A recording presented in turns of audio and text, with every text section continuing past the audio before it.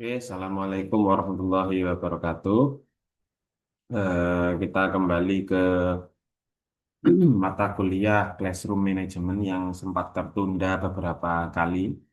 Jadi ini mata kuliah ini akan kita selesaikan untuk menuju final test ya. Itu banyak PR yang perlu kita kejar, jadi mohon diperhatikan dan didengarkan dengan baik. Untuk yang pertama, kita fokus saja langsung ke mata kuliah dengan tema eh, mengintegrasikan keempat skill dalam pembelajaran. Ini sudah masuk ke eh, cara mengajar pembelajaran yang terfokus kepada skill, empat skill itu yakni reading, listening, menyimak, berbicara, membaca dan menulis ya. Listening, speaking, reading dan writing. Jadi eh, selama zaman dahulu ya, selama enam dekade, di sini dijelaskan selama 6 dekade, praktik pengajaran bahasa Inggris itu sering memisahkan, bahkan sekarang pun sering seolah-olah terpisah ya antaranya keempat skill tersebut. Padahal justru kurikulum itu kurang tepat di era yang penuh dengan informasi yang cepat ini. Jadi memisahkan keempat keterampilan ini cenderung menekan satu keterampilan saja tanpa mengindahkan keterampilan yang lain. Contoh misalkan kita ke fokus ke grammar saja atau writing saja, tapi speaking dan listening mereka jarang disentuh. Nah, jadi hal ini menunjukkan bahwa kurikulum kita juga perlu dievaluasi. Dan sering mengajarkan kurikulum ini terpisah dan berurutan. Oleh karena itu, mata kuliah ini mengintegrasikan keempat skill itu menjadi dan dihubungkan dengan kehidupan nyata. Itu harusnya itu menjadi tujuan utama pembelajaran bahasa Inggris. Karena apa? Sifatnya ini eh, bahasa ini dalam kehidupan nyata tidak pernah digunakan secara terpisah-pisah. Justru kita berbahasa Inggris itu ya ada listeningnya di kehidupan nyata ya, ada listeningnya, mendengarkan orang ngobrol, membaca di media sosial, terus memberi komentar writing secara langsung. Bahkan kita juga berbicara langsung kalau ada kegiatan seperti video conference seperti ini dan lain-lain. Nah, untuk itu mengintegrasikan keempat skill itu menjadi topik kita ke depan. Kita fokus ke integrasi ini. Jadi integrasi ini bersifat pertama ya di sini ya. Saat orang berkomunikasi, biasanya kan dia kan menyimak dan berbicara atau membaca dan menulis, bahkan atau mengkombinasikan keempatnya sekaligus. Contoh ya, diskusi di dalam kelas seperti sudah saya singgung tadi, juga mereka menyimak, berbicara, membaca referensi dan menulis catatan. Nah, ini menjadi harusnya terintegrasi lah, itu yang penting. Yang pertama, yang kedua, kenapa kok penting? eh, Kan ada kita ketahui kan ada reseptif ada produktif ya. Reseptif skill itu kan ada listening dan reading, kalau produktif skill itu ada speaking dan writing. Dan keduanya saling mempengaruhi, tidak bisa berdiri sendiri. Itu alasan kedua.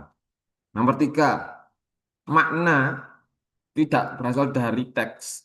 Pemahaman bahasa juga tidak juga dipengaruhi oleh banyak hal seperti konteks sosial, budaya, pengalaman, ekspresi visual, kok situasi komunikasi. Nah, jadi tidak hanya fokus ke teks saja, tapi ke lingkungan, ke konteks sosial, budaya, experience, pengalaman mereka, dan lain.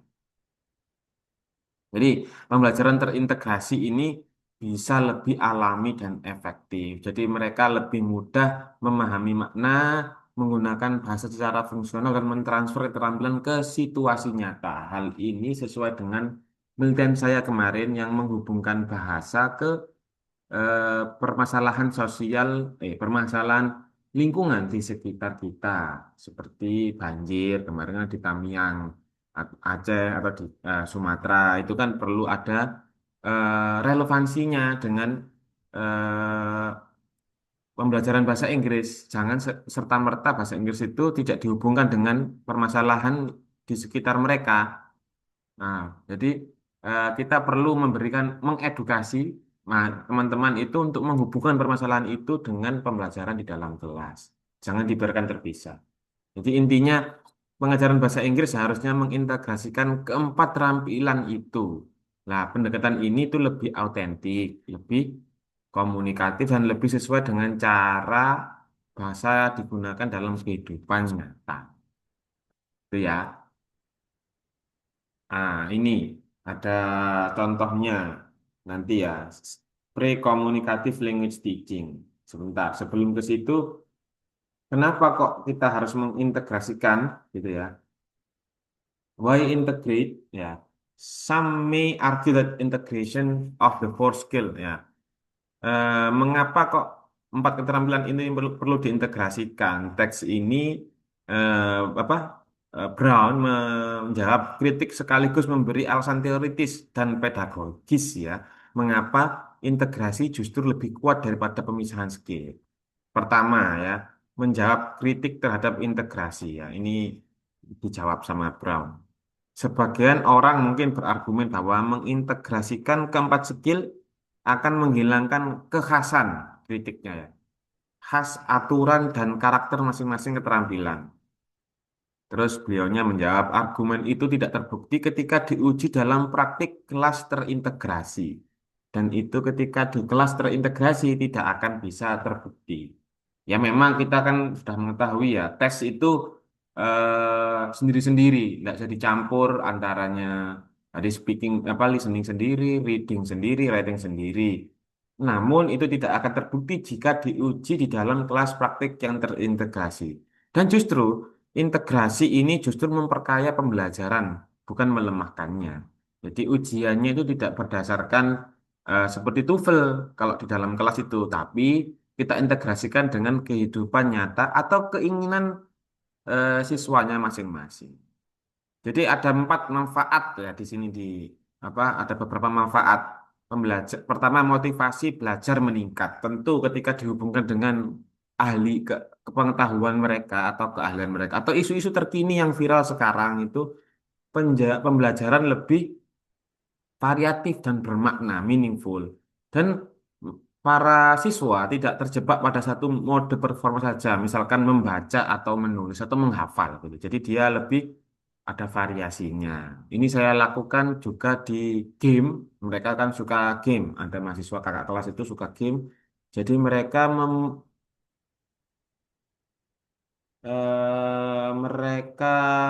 membuat game yang berhubungan dengan bahasa, jadi gamifikasi, gitu ya. Terus kedua, ada retensi pembelajaran lebih. Jadi prinsip-prinsip listening, speaking, reading, dan writing itu lebih melekat karena digunakan bersama. Jadi bahasa dipelajari sebagai alat komunikasi, bukan sekedar aturan. Jadi mereka belajar bersama, jadi mereka kayak kayak belongs to them gitu bahasa. Terus tugas-tugas itu lebih autentik. Mereka mengerjakan tugas-tugas itu lebih meaningful. Misalkan buat poster untuk stop eh, deforestation untuk menjaga lingkungan agar tidak banjir, misalkan begitu. Dihubungkan dengan kondisi di Indonesia. Itu contoh. Terus yang terakhir, kekhasan yang kritik terkait khas tiap skill itu tetap terjaga. Kenapa? Tidak, karena integrasi ini tidak menghapus karakter unik tiap skill. Justru memanfaatkan kekuatan masing-masing skill secara bermasalah, kekuatan secara bersamaan. Itu ya teman-teman ya. Banyak apa manfaatnya. Lantas, kenapa kok sejarahnya kenapa kok ada ini Pak? Apa ada pembelajaran yang sendiri-sendiri dulu, listening dulu, speaking dulu, itu dulu ya. Tapi sekarang nggak tahu bagaimana. Kayaknya masih digunakan gitu. Lah, ini ada yang namanya CLT, CLT, Pre-Communicative Language Teaching. Ada era pre-communicative language teaching. Jadi fokus utama bentuk bahasa itu atau forms of language di sini dijelaskan form of language itu ya. Itu bukan digunakan, bukan fokusnya itu bukan digunakan, bukan fokus ke penggunaan. Jadi kurikulum itu disusun berdasarkan grammar, pronunciation, stress and intonation, terus sama sentence apa ini? eh, Sentence patterns gitu ya. Jadi sendiri-sendiri fokusnya grammar sendiri, pronunciation sendiri, intonation sendiri gitu. Itu yang pertama. Nanti ada pengaruh pre-communicative language teaching. Jadi sebelum diajarkan communicative language teaching itu ada sendiri-sendiri diajarkan, ada grammar sendiri, mata kuliah grammar terus ada mata kuliah pronunciation sendiri begitu. Terus yang kedua, bahasa diajarkan sebagai sistem bukan sebuah praktek ya, bukan digunakan itu jadi siswa belajar tentang bahasa bukan menggunakannya. Jadi mereka itu belajar tentang misalkan the history of atau begini, dia disuruh menerjemahkan gitu ya. Menerjemahkan eh, dan di apa dianalisis ininya grammarnya gitu. Jadi bukan digunakan secara langsung terintegrasi dengan masalah sosial di sekitar. Jadi akibatnya siswa-siswa students learn a lot about language but not necessarily the language itself. Jadi mereka itu menggunakan tapi tidak ini tidak memahami apa itu. Itu ya, yang itu CLP. Ya, sedikit aja CLP, jangan banyak-banyak. Terus ini ada sudah saya ini ya jelaskan ya, ada konten di bab 3 sudah dijelaskan. Ini ada content based instruction. Apa itu content based instruction atau CBI? CBI atau content based instruction adalah satu model pendekatan integrasi skill di mana pembelajaran bahasa kedua, maksudnya bahasa Inggris di sini ya gitu ya, dilakukan melalui pembelajaran konten atau isi atau materi, bukan melalui pengajaran struktur bahasa secara terpisah. Jadi intinya bahasa itu bukan tujuan utama, tapi alat gitu ya, atau media untuk memahami dan menyampaikan pengetahuan tertentu. Jadi prinsip pertama dalam CBI, pertama eh, content first. Jadi konten konten dulu, isi dulu, terus language will follows. Jadi content first, language follows. Jadi kurikulum ditentukan oleh topik atau materi pelajaran. Misalkan ya, ya kemarin tadi sosial, terus eh, ekologi, culture gitu. Terus bukan urutan grammar atau struktur bahasa, bukan, tapi fokus ke konten. Nah, ini sudah ada dulu ya, namanya CBR.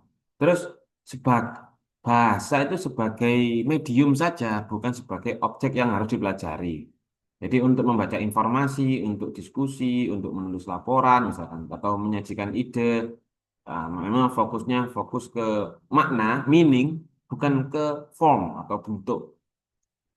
Terus empat skill terintegrasi secara alami. Jadi ada yang namanya membaca teks ini, membaca teks isi, menyimak penjelasan, berdiskusi, menulis respons dengan listening, speaking, reading, listening. Terjadi bersamaan bukan terpisah. Terus perbedaannya apa Pak dengan kurikulum bahasa tradisional? Jadi tradisional itu fokusnya itu ke grammar, kalau CBI, content base ini fokus ke makna. Kalau yang konvensional itu skillnya dipisah, kalau content base ini skillnya terintegrasi. Terus bahasa sebagai objek, kalau ini sekarang bahasa sebagai alat atau medium. Terus kalau konvensional itu artifak. artificial tax, kalau sekarang authentic tax sesuai dengan keadaan. Nah, contohnya sekarang ya, ada yang namanya immersion program. Immersion program for elementary school children. Jadi imersif. Jadi anak-anak itu belajar matematika, sains, dan lain-lain langsung dalam bahasa Inggris. Begitu artinya. Makanya kan sekarang ada kan em, apa sekolah kayak di Mojokerto itu di Kidos, mereka itu belajar sains menggunakan bahasa Inggris langsung. Atau sheltered English programs, mostly found at elementary and secondary school levels. Jadi sheltered English program ini siswa belajar mata pelajaran akademik dan bahasa disesuaikan agar dapat dipahami secara comprehensible input. Jadi ada English program yang digunakan di elementary sama secondary school level yang difokuskan ke mata pelajaran akademik. Ya, kelas internasional sama sih. Kelas internasional. Ada yang English for specific purposes, ini kayak di engineering, di agriculture, di medicine.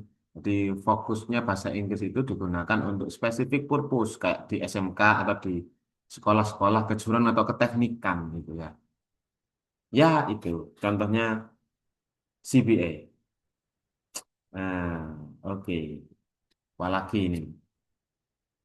Ada lagi ini, STEM based instruction. System based instruction ini apa? In order to do the system based instruction bla bla bla, it's important to distinguish what I will strong and weak. Nah, jadi saya jelaskan ya. Jadi term apa itu term based instruction atau TBI? Ini adalah model pembelajaran terintegrasi sama kayak CBI. Cuman bahasa tetap menjadi tujuan utama. Tadi kan bahasa jadi second, apa jadi kayak media atau alat ya. Tapi kalau di TBI ini mereka bahasa itu tetap menjadi tujuan utama. Tetapi pengajaran bahasa di sini diorganisasi melalui tema tertentu, misalnya lingkungan, teknologi, budaya, atau kesehatan. Jadi tetap bahasa itu utama, tapi kita menambahkan materi lain tertentu, misalnya tema lingkungan kayak tadi yang saya contohkan. Di tema itu berfungsi sebagai pengikat saja, atau di sini dijelaskan organizing principle dalam sebuah aktivitas belajar. Mengapa ini kok beda dengan content based instruction? Jadi eh, untuk memahami TBI, kita harus memang harus membedakan kedua versi tersebut. Jadi kalau strong version di sini ya ngomongkan strong version and weak versions. Jadi strong version of content based instruction itu tujuan utamanya itu kan mengajarkan subjek matter. Jadi isi di bidang ilmu itu yang paling penting. Terus bahasa menjadi secondary objection atau subordinat. Contohnya di ISP di university atau immersion program atau sheltered instruction seperti yang saya tunjukkan seperti di Kidos itu. Terus siswa belajar ilmu dan bahasa ikut berkembang karena dipakai gitu ya. Mereka belajar ilmu terus bahasa. Nah, tapi weak versionnya CBI adalah theme based instruction ini sendiri. Yakni apa tuh? Jadi tujuan utamanya itu pembelajaran bahasa itu menjadi utama, tujuan utamanya. Terus tema itu sebagai konteks, hanya sebagai trigger, discussion, pemicu diskusi, terus pengait aktivitas skill aja. Jadi menjadi jangkar dalam pembelajaran skill kita bahasa Inggris saja. Terus tetap bahasa tetap menjadi fokus utama pembelajaran. Nah, ini yang paling tetap digunakan untuk English language learner seperti kalian ya. Jadi eh, bukan buruk ya, bukan jelek ya. Nah, memang kita pilih berdasarkan prioritas prioritas masing-masing begitu. Ini sekedar tahu aja ya, biar kita ndak ini biar ndak terlalu eh, ini tidak terlalu eh, begitu terlalu mendalam, waktunya terlalu mepet. Ya, ini ada lagi contohnya. Di sini ada use and contoh dari pembelajaran TBI, use environmental statistic and fact for classroom reading, writing, discussion, and debate. Jadi kita menegaskan bahwa topik lingkungan ini relevan secara universal. Ya, kalau kita nggak ngomongkan lingkungan kan ini kan untuk survival ya, untuk bertahan hidup ya. Jadi kita harus memicu motivasi secara intrinsik. Kalau kita itu nggak menanam pohon, akhirnya kita nanti itu akan banjir, begitu begitulah. Jadi ini contohnya tema theme based ekologi. Jadi menggunakan fakta lingkungan untuk reading, writing, discussion, and debate. Ya, contohnya scanning tags, ada sebuah tags itu ya, diskursus scan, mencari information tertentu. Berarti ini kan fokus ke reading ya. Terus compare and contrast exercise, membandingkan data grafik atau argumen. Ini kan juga reading plus critical thinking menurut saya ya. Terus identifying bias in statistic. Jadi the literacy kritis tidak menerima data secara mentah, terus using statistic in argument. Ini kan fokus ke speaking ya. Dan juga writing berbasis bukti. Jadi ini contoh pembelajaran. Jadi dihubungkan dengan lingkungan. Lanjut, lanjut. Ini contohnya aja, biar nggak lama-lama. Terus lanjut ke ada lagi ini experiential learning, hmm, experiential learning. Experiential learning ini apa, Pak?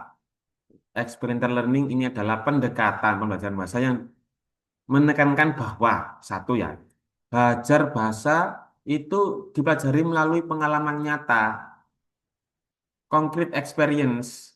Nah, kalau Pak Iqbal itu situated practice. Mereka itu misalkan eh, tadi kan lingkungan itu hanya wacana ya di dalam teks saja. Lebih mengenal lagi kalau mereka diajak ke wilayah tempat yang terdampak, misalkan langsung di banjir, misalkan mereka bertemu dengan langsung bertemu dengan korban banjir, bukan melalui penjelasan atau aturan-aturan. Jadi pendekatan ini memang agak ini ya, agak mirip-mirip dengan tumpang tindih lah antaranya CBI (Content Based Instruction) dengan Film Based Instruction, karena eh, experiential learning ini bukan metode yang terpisah. Nah, tetapi pedagog, tapi fokus pedagogisnya itu muncul gitu. Pokoknya intinya begini, ciri utamanya ya, mereka harus mengalami. Kalau di Unim itu kan ada jargonnya Unim itu di e-learning kamu atau di SIMA kamu kan ngilmu iku kalakone kanthi laku gitu ya. Jadi kita harus melakukan ilmu itu harus diterapkan, nggak boleh di dalam disimpan di dalam eh, buku, dalam wacana, diskusi saja di dalam kampus, tapi kita terapkan di dalam kehidupan masalah nyata. Bukan hanya sekedar mendengarkan penjelasan saya dosen, tapi ilmu ini kamu bawa ke masyarakat. Nah, tentu ini juga akan terintegrasi ya, listening, speaking, reading, dan writing mereka. Dan proses otak kiri dan kanan juga akan bekerja. Jadi bahasa itu discover, bukan given. Mereka mendiscover sendiri permasalahan di dalam masyarakat. Mereka mencoba melalui trial and error. Pasti ada penolakan permasalahan lingkungan. Misalkan mereka mencari penyebab masalah lingkungan itu di mana. Oh, ternyata ada penebangan pohon, ada penambangan di wilayah-wilayah eh,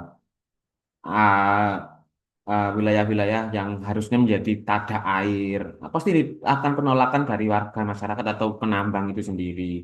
Tapi mereka tidak menyerah, jadi aktivis lingkungan begitu.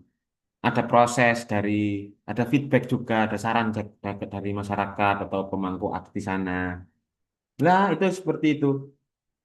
Jadi guru di sini, dosen di sini itu hanya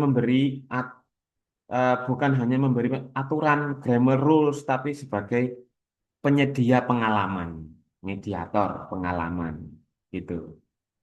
Filosofisnya itu experiential learning ini melihat bahasa sebagai alat untuk berpikir, alat untuk bertindak, dan alat untuk memecahkan sebuah masalah. Ya, dan ini sangat berhubungan dengan langsung dengan disertasi saya sebenarnya, experiential learning. Tapi ini fokus ke situated practice yang pertama ya. Ada lagi ini di episode apa ini? Di episode hipotesis. Ini sebenarnya sudah dijelaskan di chapter chapter 2 ya kalau di Brown di sini ngomongnya. Jadi di episode hipotesis itu dia menyatakan bahwa bahasa akan lebih mudah difahami, diingat, dan diproduksi jika disajikan dalam bentuk episode atau rangkaian peristiwa yang bermakna atau seperti story like sequence lah, seperti membaca novel atau membaca atau lihat film lah, bukan sebagai kalimat atau struktur yang terpisah. Jadi ada asal-usul gagasannya itu dari ini Francois Gouin. Ya, sudah saya jelaskan dulu di eh, chapter 2 ya, Gouin. Ingat ya, masih ingat ya, Gouin ya. Sudah ditemukan di 100 tahun yang lalu itu ya. Francois Gouin. Terus di di ini ya, diformulasi ulang oleh John Oler menjadi episode hipotesis. Nah, contoh dalam teks Gouin ya. Belajar bahasa itu diajarkan melalui tindakan konkret, misalnya cerita seseorang anak perempuan membelah kayu. Contohnya itu ya, the girl goes and seek a piece of wood. She takes a hatchet. She raises the hatchet. She brings down the hatchet, ya, and the blade strikes the wood. Setiap kalimat ini terhubung secara logis dan visual membentuk situasi utuh. Jadi ini sangat efektif untuk menata keteraturan otak para siswa untuk lebih melihat mengapa episode episode ini lebih efektif. Nah, tapi kalau menurut Oler, teks atau wacana akan lebih mudah lagi ya direproduksi, difahami dan diingat jika terus secara episodik. Alasannya kenapa? Karena pertama, makna muncul dari hubungan antar aksi, bukan antar dari kalimat tunggal. Ini kan ada aksinya ya. Episode memicu visualisasi mental, ada logik yang terinterkoneksi dalam sebuah visualisasi mental. Ada gampangnya itu ada gambaran lah gitu ya. Terus bahasa diproses sebagai pengalaman bukan hafalan, tapi bentuknya simulasi saja begitu di dalam otak gitu ya. Dia mengkritik bahwa tidak semua kejadian itu bisa dialami, misalkan kematian. Masa kita nyuruh mahasiswa itu untuk mati gitu kan, atau digigit ular, ada proyeksi, akhirnya diproyeksi aja episode digigit ular gitu. Masa kita ngajak anak-anak menebang pohon atau menggergaji pohon atau apa kan enggak. Pohon mana yang harus digergaji kan sulit carinya. Nah, dan itu juga merusak lingkungan. Nah, untuk itu kita simulasikan menjadi sebuah episode hipotesis. Jadi ada hanya ini aja, pengalaman-pengalaman aja. Gitu ya. Oke.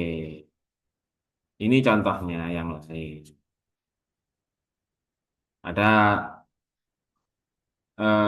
task-based teaching. Task-based teaching itu ya kita nyuruh mereka untuk membuat proyek ya. Jadi task-based teaching itu misalkan kita nyuruh membuat anak-anak proyek drama gitu ya. Disuruh task. Mereka akhirnya berkolaborasi menciptakan skrip sendiri, adegan action sendiri, terus speaking mereka oral speaking mereka juga terasah, gitu kan? Listening juga sering karena sering diulang-ulang di task based teaching. Ini contoh-contoh. Oh sudah, contoh-contoh permasalahan apa contoh-contoh pembelajaran yang terintegrasi. Untuk minggu selanjutnya kita langsung ke bab berikutnya, teaching listening tapi yang terintegrasi ya menurutnya Brown. Untuk sekarang kita akhiri dulu. Terima kasih. Eh, See you next week ya. Assalamualaikum warahmatullahi wabarakatuh.